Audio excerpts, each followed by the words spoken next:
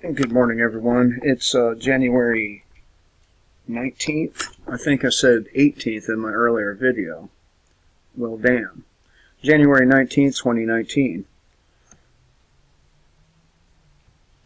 The West's Descent into Cultural Revolution. This comes from Charles Hugh Smith of Two Minds blog.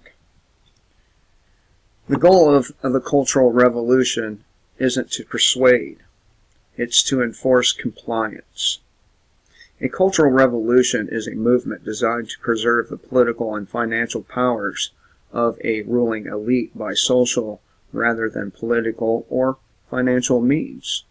Thus, the primary tools of a cultural revolution are not redistributing power via elections or financial reforms.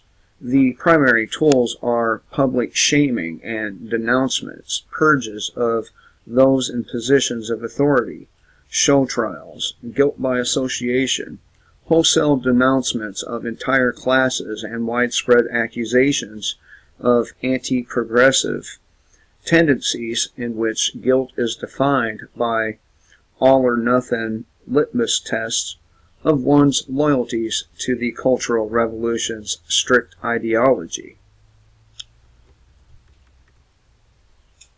You haven't memorized Mao's Little Red Book. Off to re-education camps you go, or house arrest, banishment, beatings, imprisonment, or if the mob's bloodlust demands it, execution.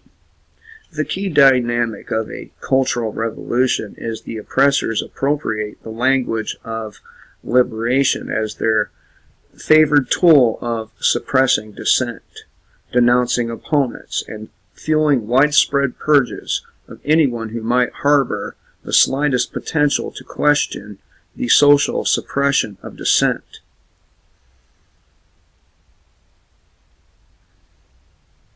Now, more than half a century after the Cultural Revolution began, there is little public discussion of that period in China. What some have called the nation's collective amnesia has only gotten worse in recent years as leaders have walked back efforts to reckon with the country's modern history. To those launching a cultural revolution, the solution to a diversity of opinion is to crush dissent and narratives that threaten the ruling elite's power. This is, of course, the exact opposite of democracy and Enlightenment-era liberalism. But the point of a cultural revolution isn't to broaden political enfranchisement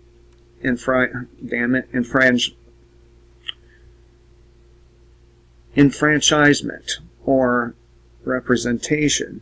The point of the anti-deplorables, anti-Brexit, anti-Yellow Vest campaigns is to strip dissenters of political and social representation. The goal of the Cultural Revolution is to render all those who resist the ruling elites politically and socially invisible, like me. The goal isn't to play nice and share power and wealth with the losers of the financialization, globalization. The goal is to liquidate their influence in politics and society via relentless negative stereotyping by the elite-controlled mass media and an Orwellian reversal of identity that makes the dissenters into threats to democracy, while elevating the elitist oppressors into selfless guardians of democracy, the exact opposite of reality. In China's Cultural Revolution, the Red Guards mindlessly destroyed much of China's priceless cultural heritage, as part of the deranged agenda of destroying whatever was traditional and valued by counter-revolutionaries. Out with the old, and with the new, the time-honored pattern of power grabs masked by utopian goals.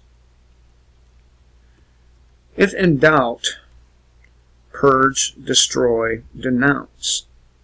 This is the Inquisition nature of all cultural revolutions.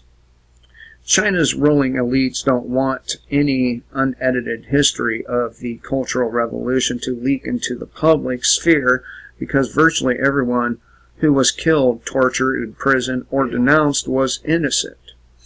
Virtually every one of the millions of victims of the Cultural Revolution was a loyal cadre or average citizen going about their lives. Counter-revolutionaries were an illusionary, fabricated threat.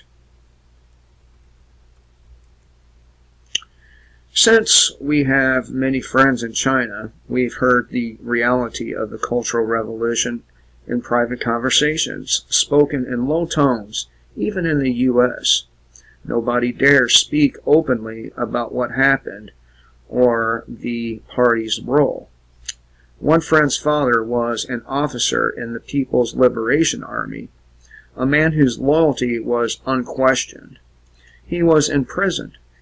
Another friend's father was put in house arrest for years because he'd wished Eastern Europe at the party's behest, of course, or visited, I said wished, man, visited Eastern Europe at the party's behest and was therefore suspect.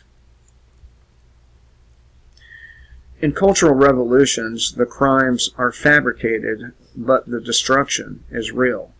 Take a look at the mainstream media coverage of France, the US, and the UK of the Yellow Vest dissenters.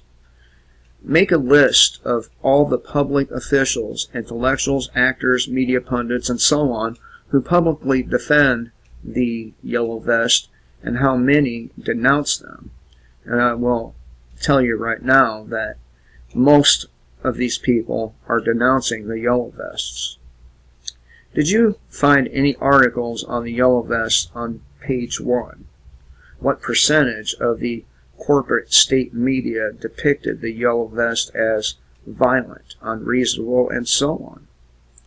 If you pursue an objective survey, you'll find few public figures supporting the Yellow Vest movement and little mainstream media coverage that presents the Yellow Vest movement in a positive light.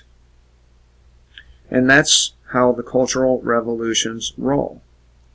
The nobility in our neo-feudal system will work all the levers of power to marginalize, demonize, stereotype, and disenfranchise any threats to their power. The goal of the Cultural Revolution isn't to persuade, it's to enforce compliance. Virtue signal your compliance in social media every day, or you become suspect. Nobody cares what you actually believe.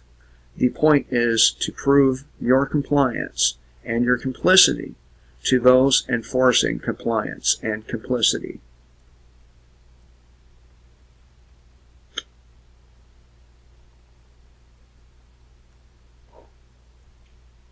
So,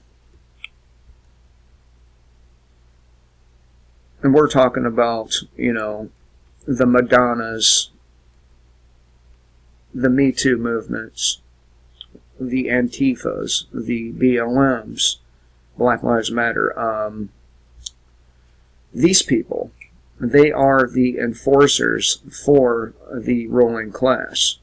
That's why, and I know I've said at least Antifa has enough balls to swing their hands, right? But it's easy to swing your hands when you are backed by government officials.